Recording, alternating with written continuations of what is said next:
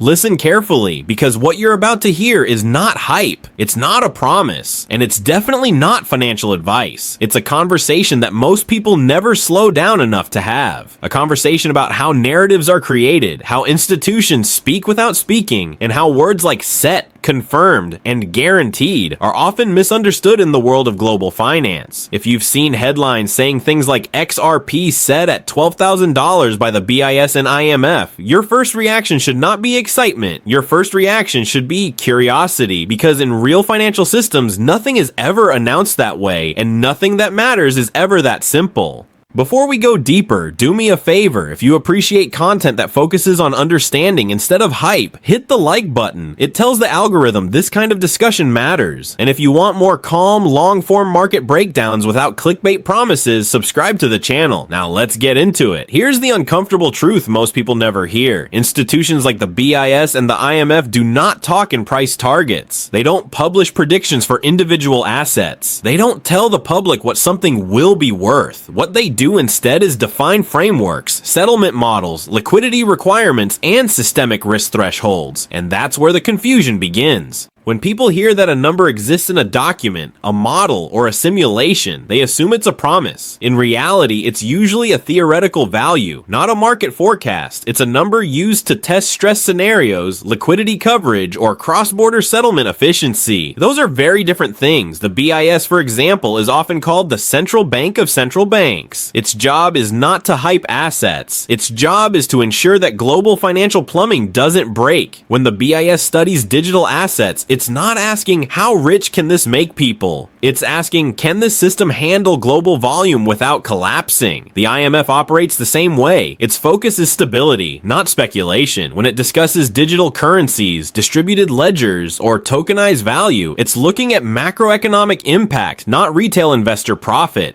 So when people claim that XRP has been set at a specific price by these institutions, what they're usually referring to is something far more technical and far less dramatic. They're talking about liquidity modeling. Liquidity models ask a simple but powerful question. If a system were to handle a certain volume of global transactions, what value per unit would be required to move that volume efficiently without extreme friction? That number can be very high, but high does not mean guaranteed. Think of it like this. If you were designing a highway system for an entire country, you might calculate how wide the roads would need to be to handle future traffic. That doesn't mean traffic will magically appear tomorrow. It means the system is designed to handle it if it does.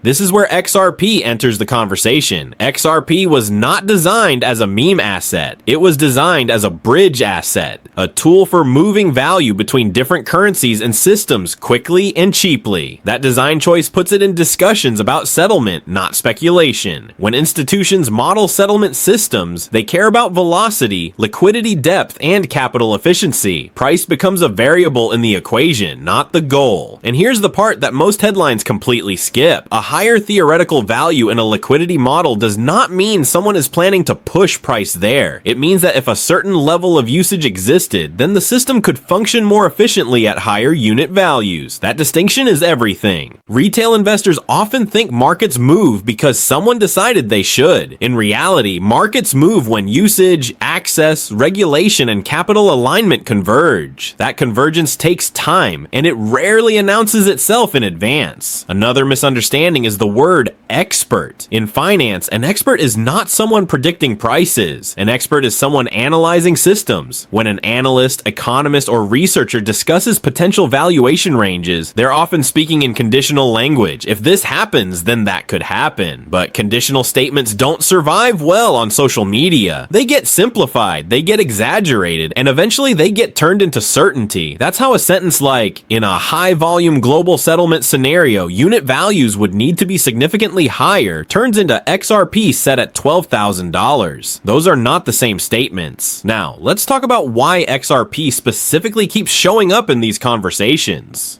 Speed matters, cost matters, reliability matters, but more than anything, integration matters. Financial institutions don't want to rebuild everything from scratch. They want systems that can plug into what already exists. XRP's architecture was built with that reality in mind. Whether you personally like that design philosophy or not, it aligns more closely with how institutions actually operate. That doesn't mean adoption is guaranteed. It means discussion is ongoing, and discussion at that level moves slowly.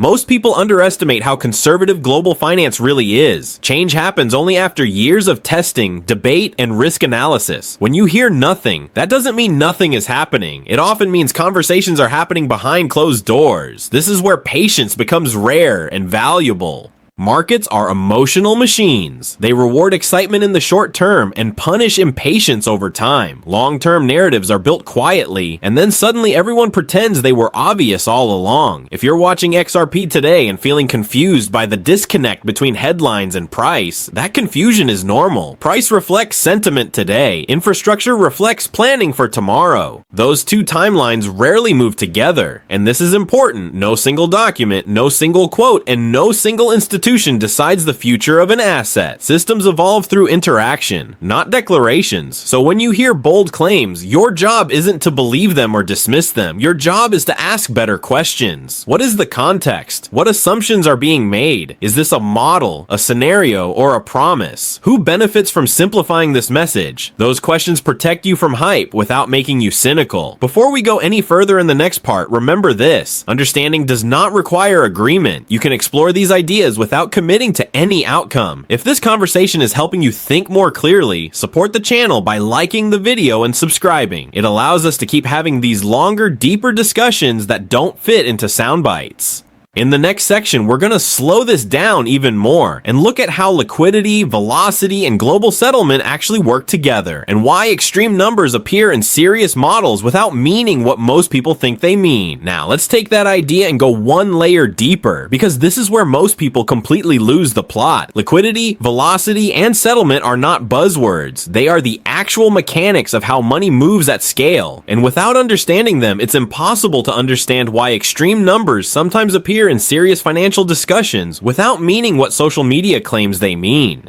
Liquidity is not just about how many buyers and sellers exist. It's about how much value can move without causing instability. In everyday trading, people think liquidity means tight spreads and fast execution. In institutional finance, liquidity means something much bigger. It means the ability to move enormous amounts of value across borders, currencies, and systems without causing shocks. Velocity is equally misunderstood. Velocity doesn't mean speed alone. It means how often the same unit of value can be reused within a given period. A system with high velocity can do more with less capital. That's not a philosophical idea, it's a mathematical one. Now imagine a global settlement system that moves trillions of dollars. The question institutions ask is not, what should the price be? The question is, how much value needs to be locked or available at any moment for this system to function smoothly? This is where large numbers show up. If a system is expected to handle massive flows with minimal friction, then each unit in that system may need to represent more value, not because someone wants it to, but because efficiency demands it. This is not a prediction, it's an engineering constraint. Think about it like cargo ships. You don't build thousands of tiny boats to move global trade. You build fewer, larger ships because scale reduces friction. Value works the same way. When analysts model systems like this, they don't assume retail behavior. They assume institutional behavior.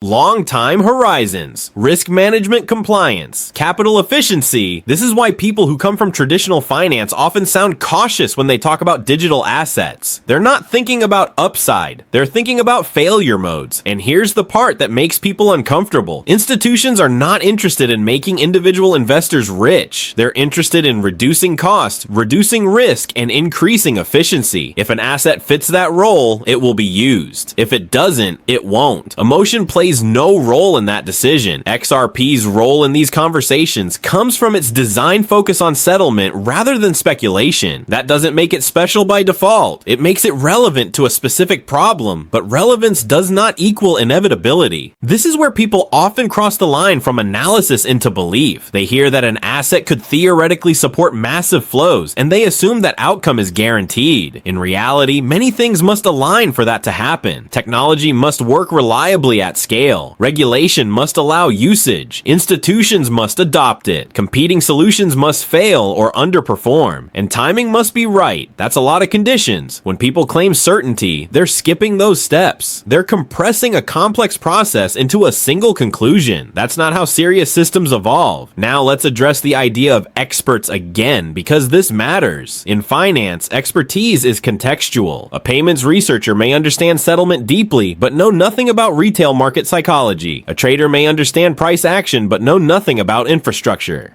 When you hear an expert confirms headline, you should always ask, confirms what, in what context, and for what purpose? Experts confirm models, not outcomes. They confirm assumptions, not promises. And models are tools, not prophecies. The reason these distinctions matter is because misunderstanding them leads to emotional decision-making. People feel like they're late, or early, or missing something obvious. That emotional pressure causes rush choices. Markets feed on rush choices. Another factor people ignore is optionality. Institutions value options. They want flexibility. They don't commit to single outcomes. They build systems that can adapt to multiple futures. When XRP appears in institutional research, it's often as one option among many, a potential bridge, a possible solution, not a chosen winner. That nuance doesn't survive headlines. Social media rewards certainty. Finance rewards humility.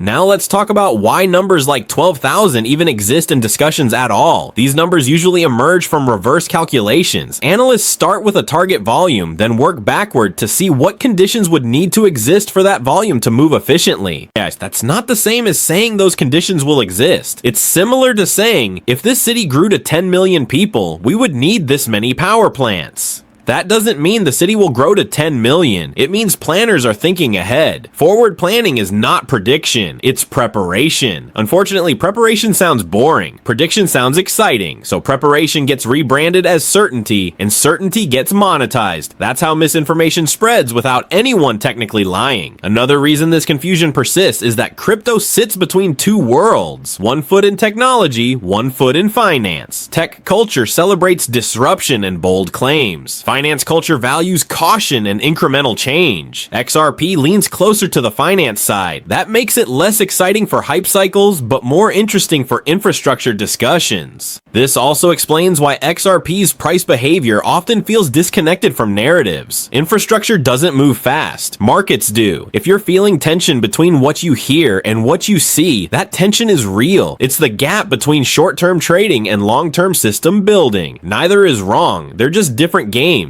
The danger comes from mixing them. People trade long-term narratives on short-term time frames and get frustrated, or they invest long-term based on short-term excitement and get disappointed. Clarity comes from matching your expectations to the timeline you're actually operating on. Now let's talk about regulation again, because it's impossible to avoid. Regulation is not a switch. It's a process. It evolves through interpretation, enforcement, and precedent. For assets like XRP, regulatory clarity doesn't mean approval. It means definition. It means knowing how something fits within existing rules. Institutions can't operate in ambiguity. They need to know how assets are classified, taxed, reported, and audited. That process takes time, and it doesn't move at the speed of price charts. This is another reason why dramatic price claims should be treated carefully. Regulatory progress doesn't translate directly into market movement. It enables participation. It doesn't force it. Participation happens when incentives align, and incentives are shaped by cost, efficiency, and risk, not by headlines. If you've made it this far, you're already doing something most people don't. You're slowing down, you're listening, you're separating structure from noise. That's worth reinforcing. If you value this kind of discussion, like the video and subscribe. It helps keep long-form, thoughtful content alive in a space dominated by shortcuts. In the next part, we're going to talk about perception versus reality, how narratives flip over time, and why assets that survive long periods of doubt often emerge stronger, not because they were right, but because they were resilient. And that's where this conversation gets even more interesting.